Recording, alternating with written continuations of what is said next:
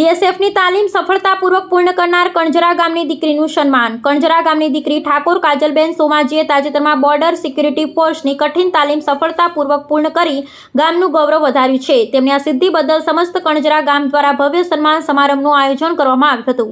તાલીમ પૂર્ણ કરી પરત ફરેલા કાજલબેનનું સ્વાગત કરવા માટે ગામ લોકોમાં અનેરો ઉત્સાહ જોવા મળ્યો હતો.